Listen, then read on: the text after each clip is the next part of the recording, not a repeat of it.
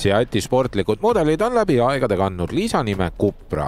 Nüüdseks on aga tegemist täiesti eraldiseisva Cupra brändiga ja valmis on saanud ka esimene Cupra mudel, mis on saanud nime Mallorca poolsaare järgi Formentor.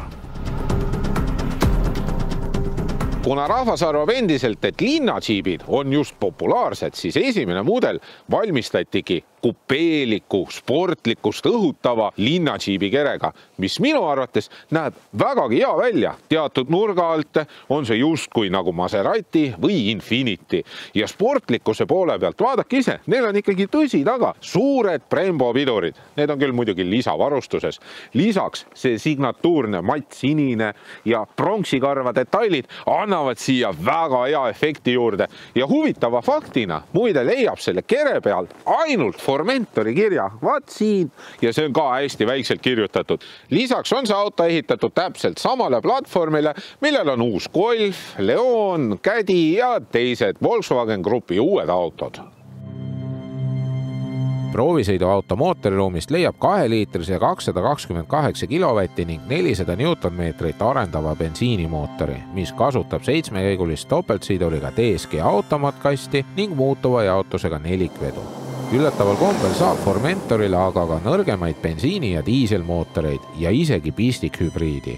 Aga kuigi need eelnimetatud ei käi auto sportliku imagoga käsikäes, siis teeb seda väga edukalt 5-silindriline Audi mootor, mida pakutakse tulevikus Formentorile.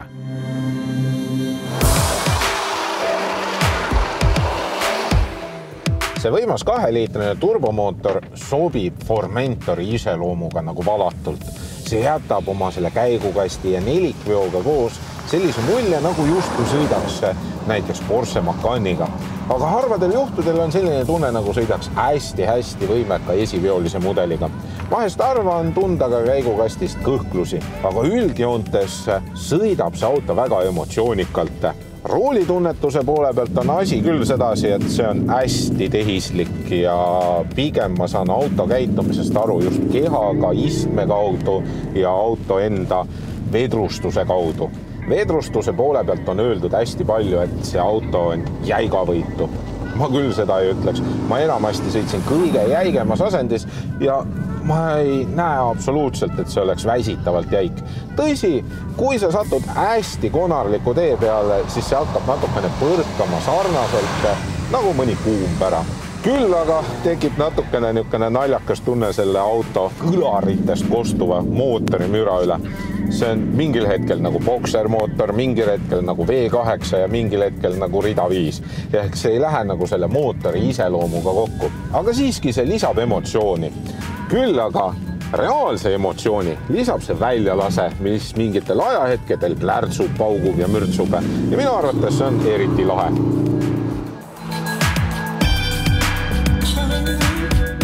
Kupeeliku linnadžiibi kohta on pagasiruum üllatavalt mahukas. Natukene suurem kui Golfil 420 liitrit, ehk siis enam-vähem sama suur kui Mercedes GLA-l. Ja iseenesest mahub siia sisse isegi lapse vanker ära.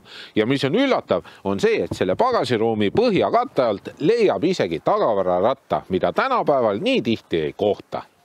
Minu jaoks oli üllatus, et sellises kupeekerega linnadžiibis on üllatavalt palju pearuumi. Mul mahub rusikas pea ja lae vahele ja isegi jääb natukene ruumi ülegi. Jalaruumi üle ka täpselt samuti ei saa mitte kuidagi kurta.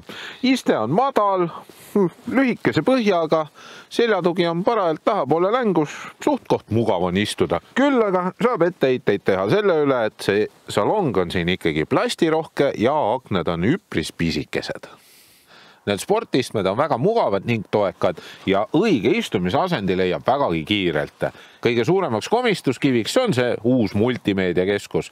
Ma pole siiamaani harjunud ühegi Volkswageni selle multimeediakeskusega. Minu arvates nõuab see liiga palju tähelepanu ja siit otsides midagi nõuab see ka jällegi liiga palju aega ja sõiduajal on see isegi kohati natukene ohtlik. Endiselt ei ole ekraani all olevatel nuppudel, slaideritel mitte mingisugust valgustust ja öösel pimedas pead sa lihtsalt kompamise teel lootma, et vajutad õige koha peale. Emotsiooni poole pealt tõmbab natukene alla just see plastirohkus. Küll aga on visuaalselt kõik iseenesest äge.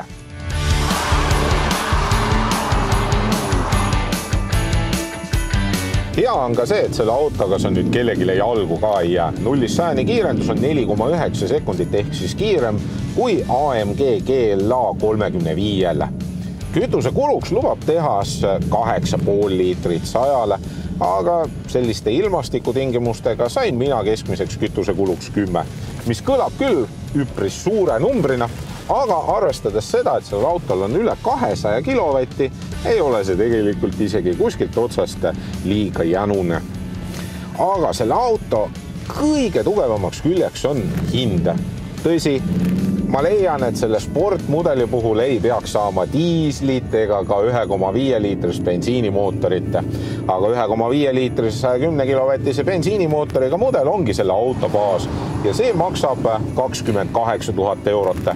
Aga sellise ägeda mootoriga mudeli puhul tuleb maksta vähemalt 36 000 eurot ja selline proovisõidumudel maksab umbes 40 000 eurot.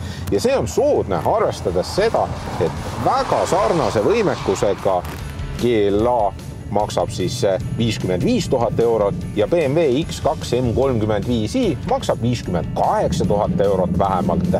Seega nende kõrval on see täielik soodukas ja just selle võimsa mootoriga.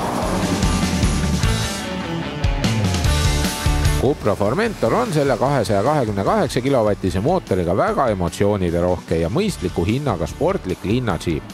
Aga Volkswagen Grupi uus multimeedia lahendus ja füüsiliste nuppude puudumine mõjutab väga palju kasutusmugavust.